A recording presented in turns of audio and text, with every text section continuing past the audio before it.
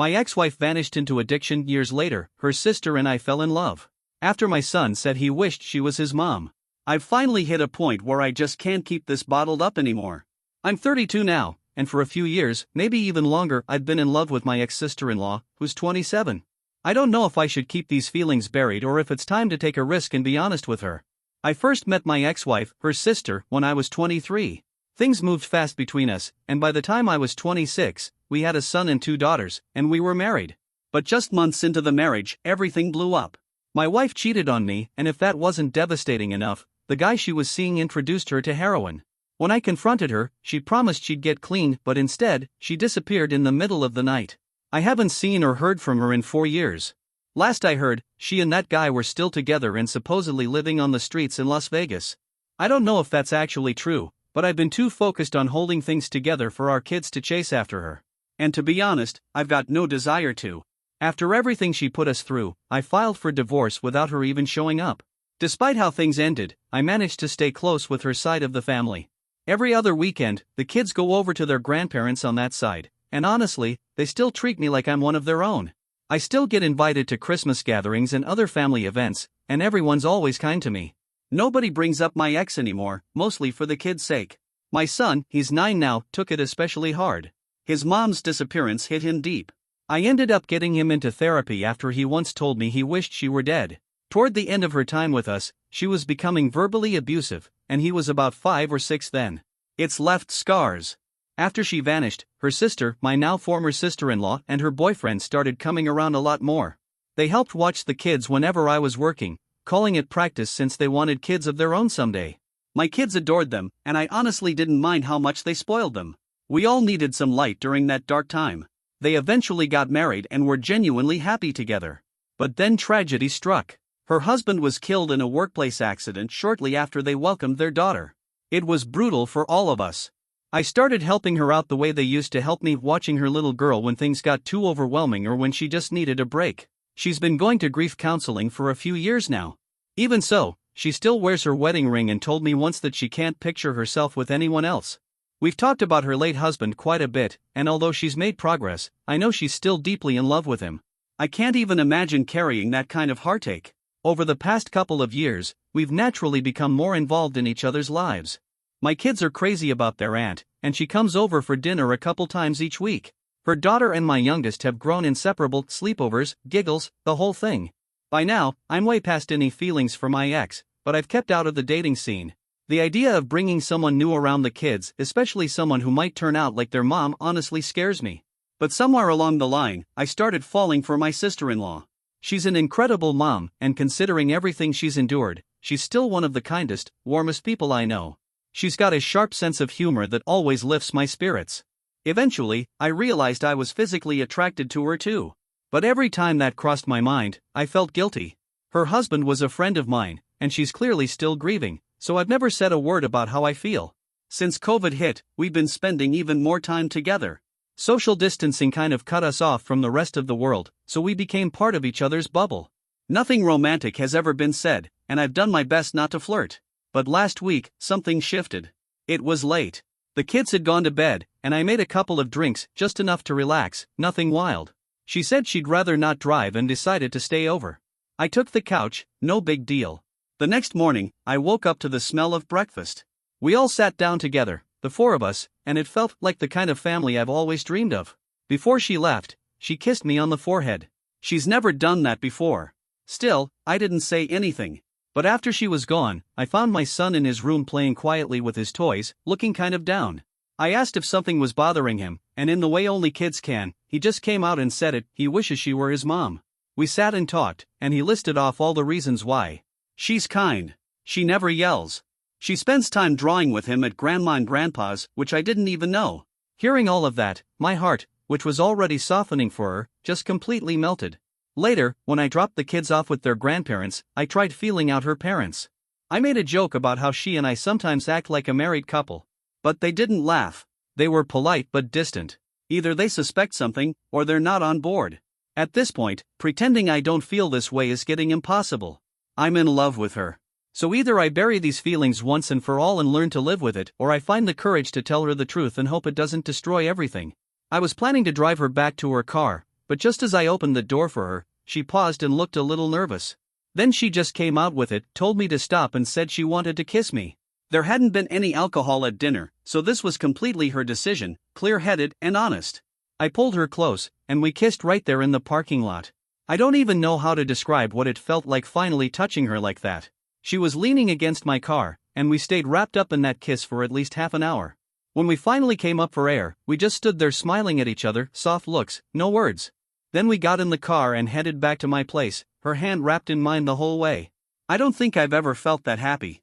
On the drive, I opened up and admitted that I'd been catching feelings for her a long time ago, but I was scared to say anything because of everything we'd been through. She told me she'd actually been carrying a torch for me for about 6 months herself.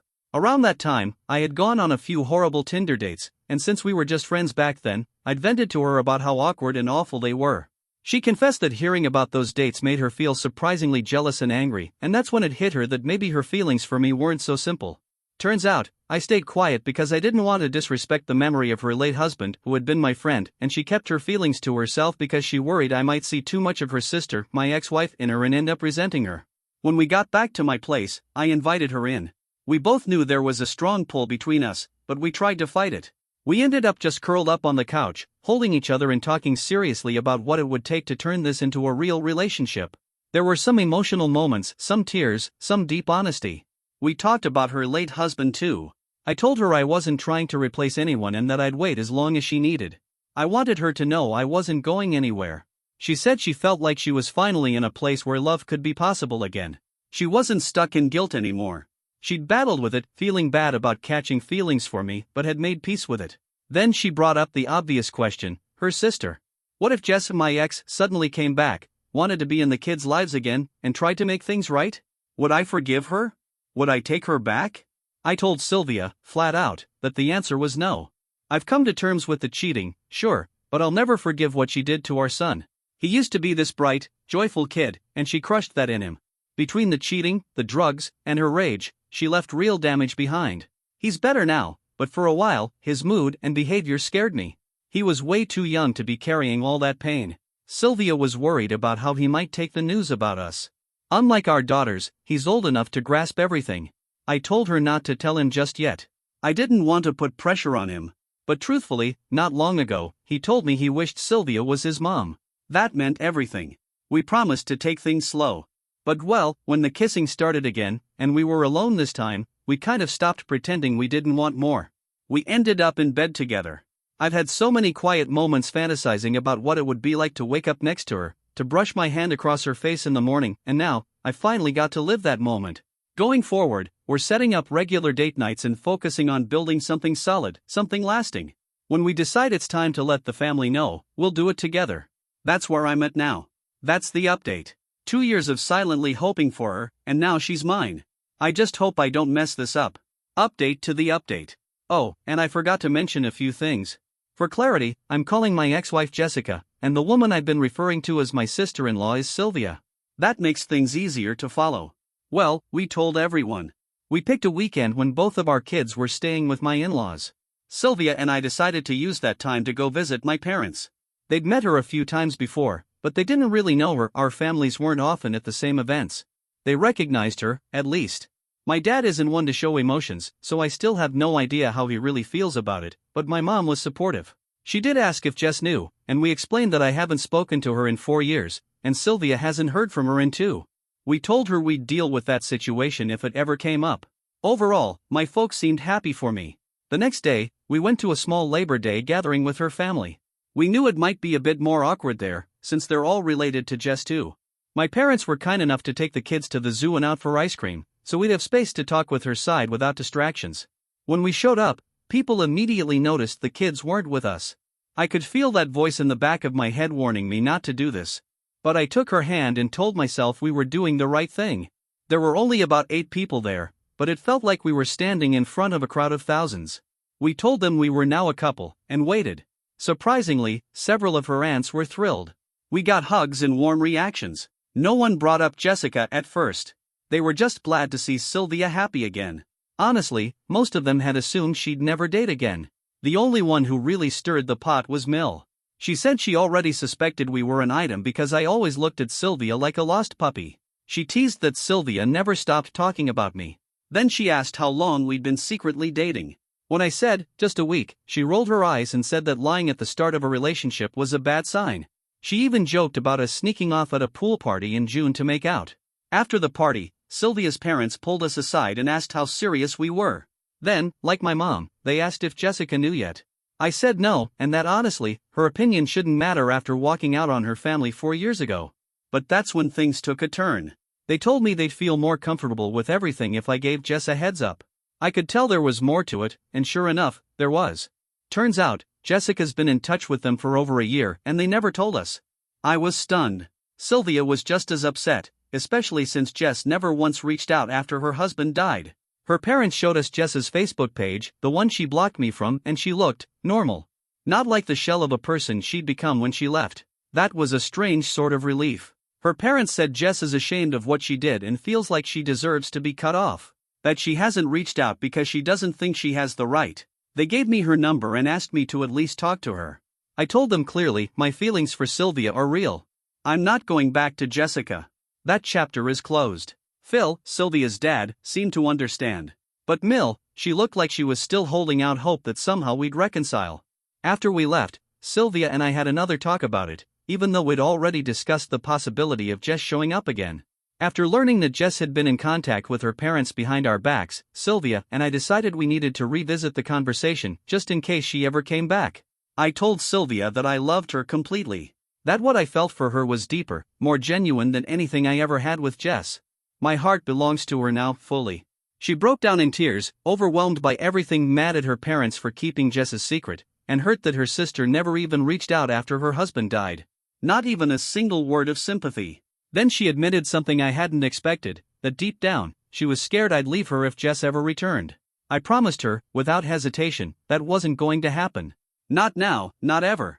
It took some long hugs and more than a few kisses to ease the tension, but by the time we picked the kids up, we were smiling again, holding hands, feeling stronger than ever.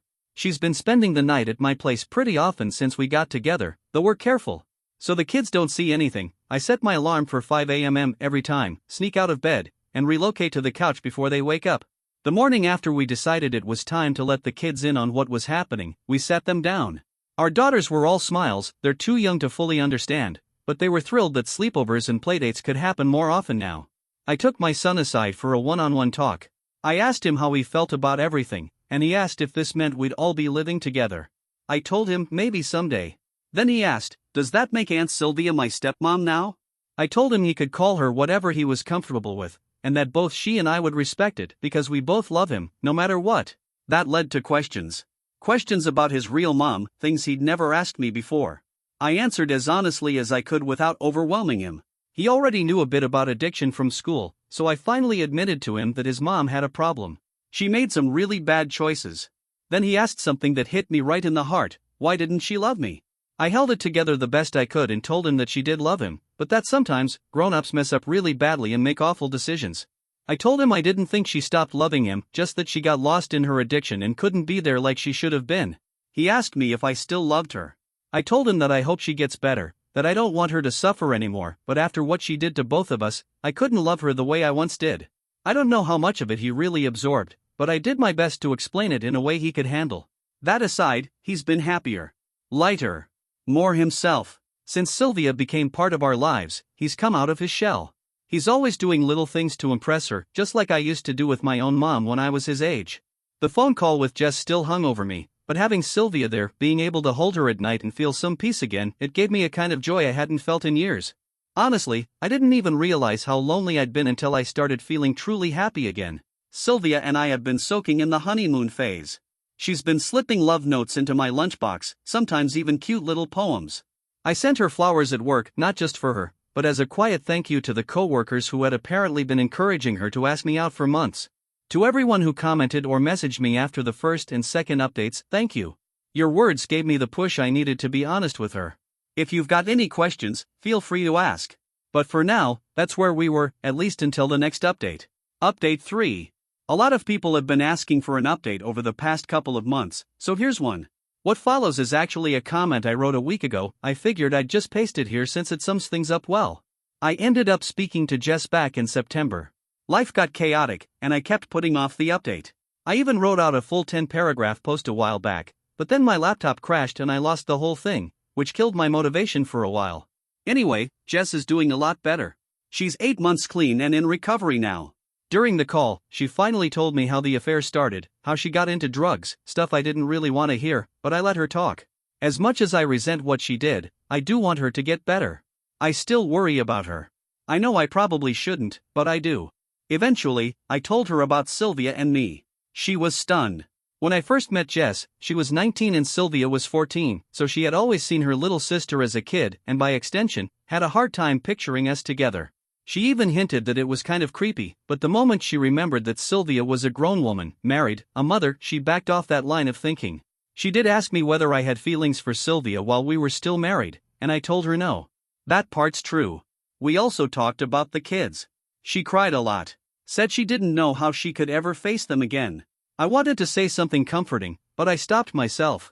I didn't want to accidentally give her hope or confuse the boundaries. We can be civil, maybe even kind, but I won't open the door again. She and Sylvia talked for a while too. I didn't eavesdrop on purpose, but I caught bits of the conversation. They talked about Sylvia's husband.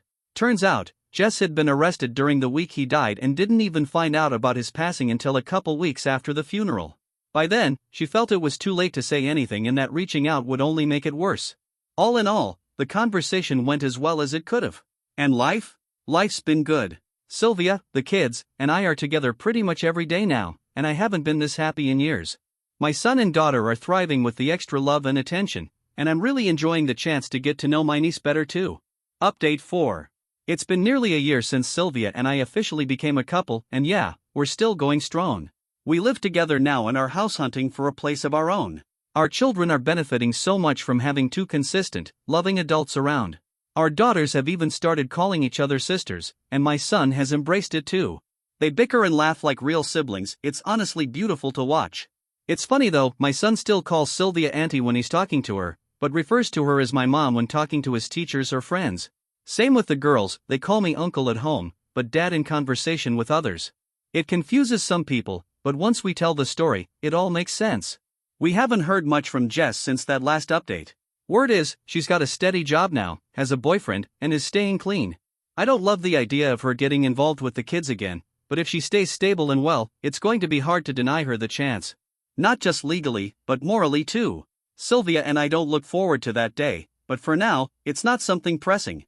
Her parents have stopped pushing the issue. They've also stopped trying to wedge Jess back into our lives, which we're thankful for. The kids still spend weekends with Sylvia's parents like they used to, so that gives us time to enjoy a proper date night most Fridays and part of Saturday. We cherish that alone time. Our mutual friends were surprised when they found out about us, but they've all been supportive. They try to avoid bringing up Jess, but every once in a while, it slips out. Still, most people are just happy we found happiness together. One group I never mentioned in my earlier updates was the family of Sylvia's late husband. Her daughter still sees them regularly, and they've been incredibly supportive. His dad even pulled me aside and told me he was actually relieved it was me. He was dreading the idea of his granddaughter being raised by some stranger. We haven't had too many family gatherings, thanks to COVID, but whenever we do, they're always invited and always will be. Sylvia and I talk openly about her late husband. She's even brought me to one of her therapy sessions. Despite how happy we are together, his memory is still part of her and ours. At one point, Sylvia decided to take off her wedding band. She said she wanted to do it for me, but it was emotional. I told her she didn't need to take it off for my sake, and if we ever get married, well, she's got two hands. She smiled and now wears it on a necklace. And yes, she's wearing an engagement ring now. There's no grand proposal story. No flash mob or elaborate surprise. Just a quiet, beautiful moment full of tears, hugs, and love. If anyone has questions, feel free to ask. I might not reply right away, work gets crazy this time of year, but I'll do my best. Thanks again to everyone who encouraged me to take that first leap. I love her so much. I had forgotten what it meant to be in love, or even to feel loved, but now that I remember, I never want to forget it again. Heck, we played Scrabble last night, and I couldn't stop smiling.